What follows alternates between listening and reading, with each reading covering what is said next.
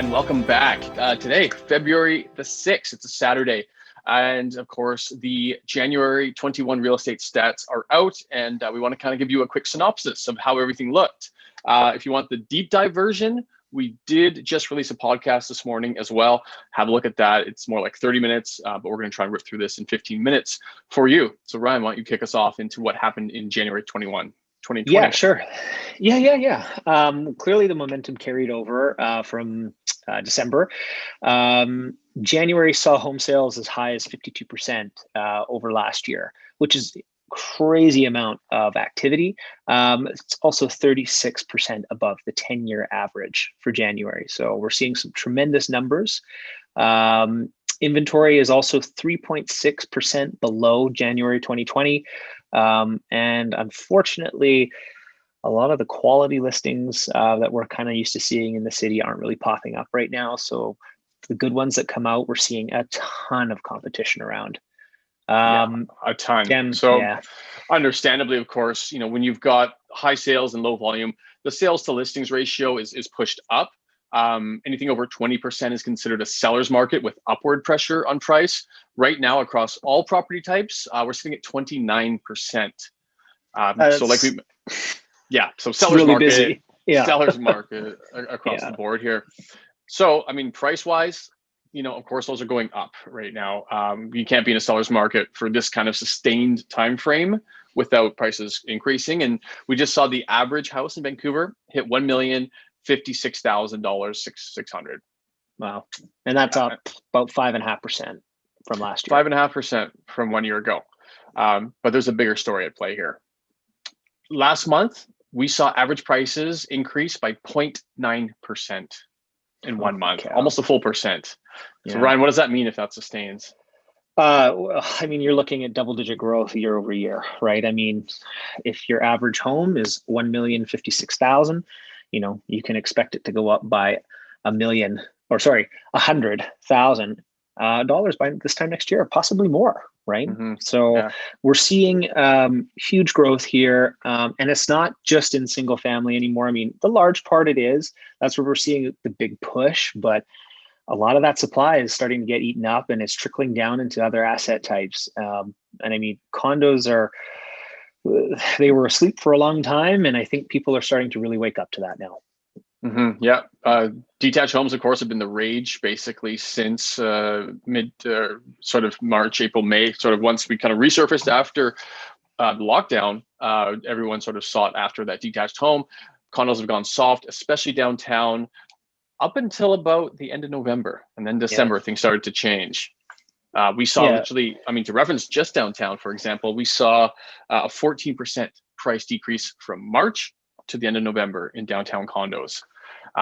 But interestingly, they've bottomed. And we actually saw prices increase so in December and January, so much so they're up 4% since then. Which on average, that's about 26 grand or so about, right? That's right. Yeah.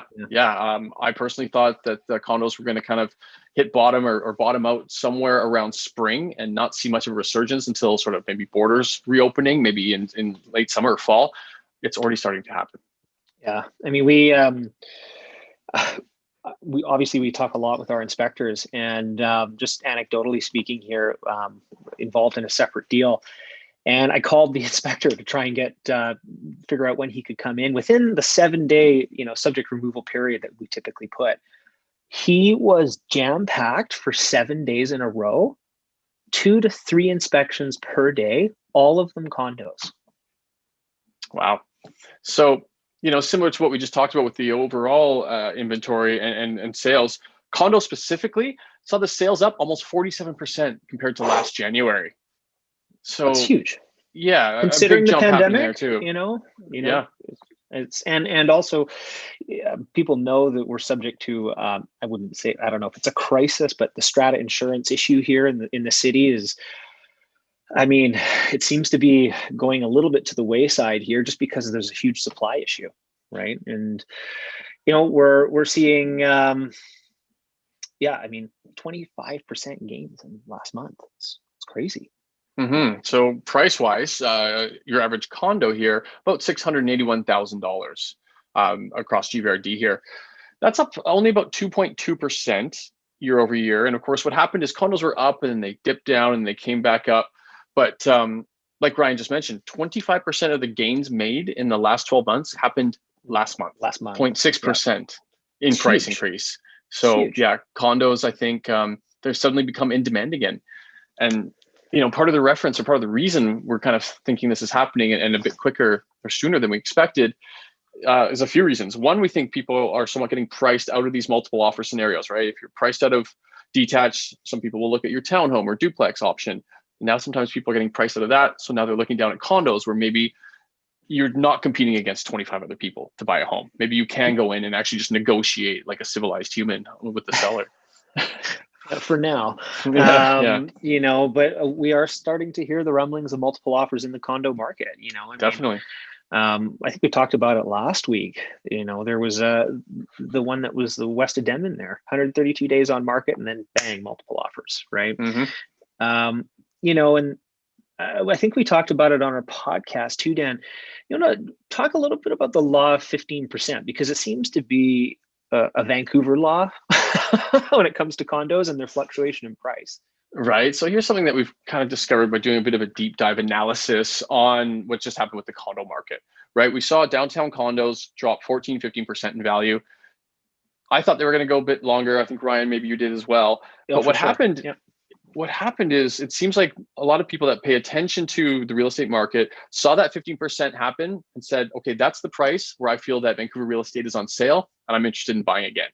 Now, similarly, when the financial crisis happened, 2007, 2008, it affected the Vancouver market directly, understandably, but it dropped exactly 15%. And it rebounded and kind of showed its resilience there as well. That jumped up, 91% up until 2017, which was the most recent peak. That's, of course, when the policymakers came in with their stress tests, interest rates, and other taxation, and it dropped about 11% there. Interesting. So we're kind of, before it bounced back up, and we're up about 7.5% since then. But of course, what we're seeing is this sort of like resilience band at about the 15% mark, where once Vancouver real estate goes down 15%, there's sort of a new level of buyer or investor that sort of start to pay attention, come back in. The levers are pulled, of course, by the policymakers. And they're like, okay, that's enough. We can let it continue to rise again. Yeah, and I really do think that in big part too, it's a supply issue, right? Like there's only so much supply of other asset types before people start coming back to condos, right? And that happens at about that 15% range, right? However long that kind of takes. It's interesting. If you're an investor, let's say, and you're looking at a stock, let's call a house a stock, love it or hate the analogy. If a house is $1 million, you're like, great, I would buy that, but only for $850,000, and then it actually hits that price point. Then you're like, okay, that's worth it for me. That's on sale. I feel it's going to continue. So to go up, right? So it seems to be that's a reoccurring theme here in the Vancouver market. There's about a 15% price band gap where people feel comfortable to step back in and feel like that's the bottom of a cycle. Yeah, I would tend to agree. Let's move over to talking houses. Single family houses, that is. So detached home sales are up 68.6%. That's where the demand is, clearly, still. Yeah, it's a fist fight for a home.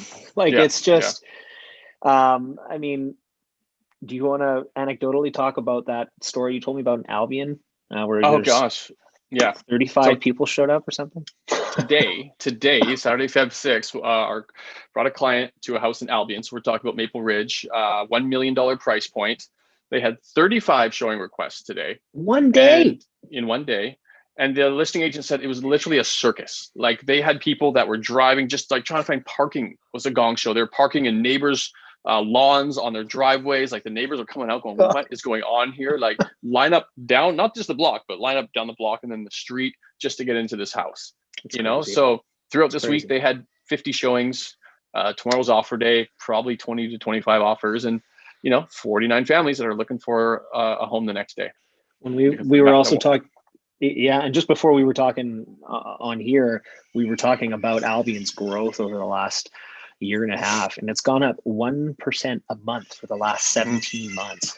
It's just crazy. We were just comping our client's place because they're thinking about making a lateral move. And since they bought 18 months ago, the property has increased by 17%. That's huge. Big That's jumps, so big jumps. like another And that's Maple Ridge, and it's happening across the whole Lower Mainland. I think, Ryan, you've got a story about what happened closer to home here. Yeah. We representing a client on the buy side for a home in Kits. I mean, the home listed at 1.899. Story on the home was that it was actually purchased about a year ago. Actually, more like 10 months, 11 months ago, right in the height of the pandemic. The seller now picked it up then for 1.43 million and is now listed for 1.899. And we have a deal pending on the home that is very competitive. That's all I can say right now, but tremendous growth and honestly, like, it was a bit of undervalued purchase for sure.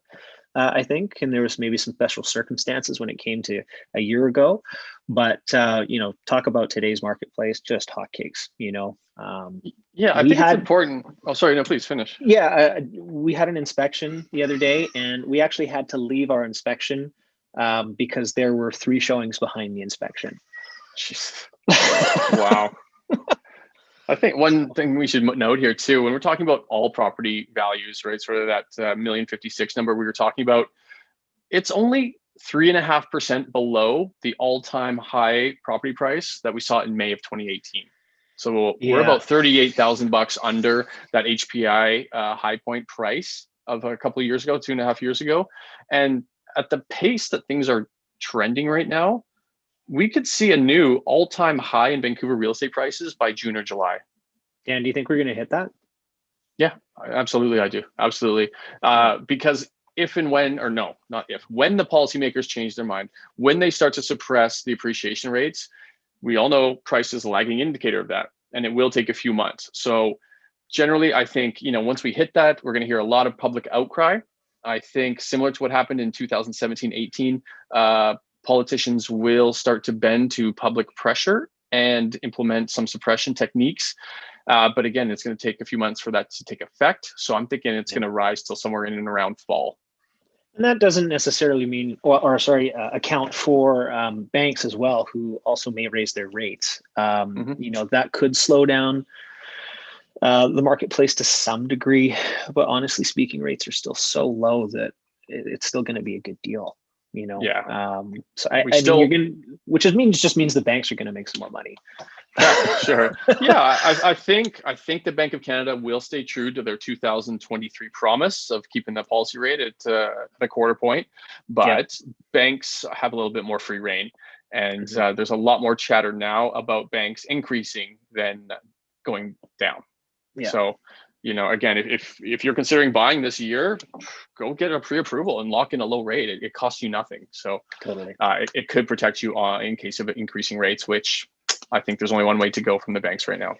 Yeah, I would agree. Okay, let's move over to talk on townhouses and keep the schedule going. yeah, for sure. Townhouse sales up a lot. Up 42.8%. Sorry, I stole it from you. Hey, it's a fun number to say. Yeah. Price $815,800. Sorry, we shouldn't do these at night. These should be in the morning still. Yeah. But yeah, no, prices, obviously townhomes, like we said, $816,000 almost for your average townhome. About a 4.3% increase from this time last year. Only registered about a 0.2% increase from last month, which, with our recent experience with half duplexes, which I believe fall under the townhouse housing category, especially in sort of your East Vancouver side of town, the demand is insatiable, and we're seeing price points that you can literally add $1 million to that. Yeah, you're seeing similar. I would say similar buyer behavior as single family homes. You're seeing that level of competition, right? It's the price point. Yeah. You can get into a nice 3-4 bedroom half duplex or townhouse, in and around that 1.5 mark, which seems to be sort of about the most desirable price point right now. Anything sort of sub 1.5, between 1 and 1.5, there's just an immense amount of activity, especially non-strata. Totally. I mean, I just I don't see that marketplace slowing down either. Again, because supply is so low. Also, I think there's with that particular segment, you're seeing, some townhomes seem to be flying off the market. Others don't sell super quick. And I think a lot of that, again, has to do with quality and the way that these things are being designed right now. There's some really good options, and then there's some that don't always work. But we actually just heard of a townhome that sold, it was 27 years old. Dan, I think you had the stats on that. Didn't it go multiples at 27 years old and sell way over? Yeah, it's I mean, again, so 27 years old, but yes, it was what I thought priced to market. Maybe they priced a little low for competition, but when you get $150,000 over, like 12% over ask on a 27-year-old product, it's raising eyebrows right now. And I think, again, what's happened is I think it's attracting people that have either been priced out of that detached market and they're going for a comparable style home in the neighborhood they still want.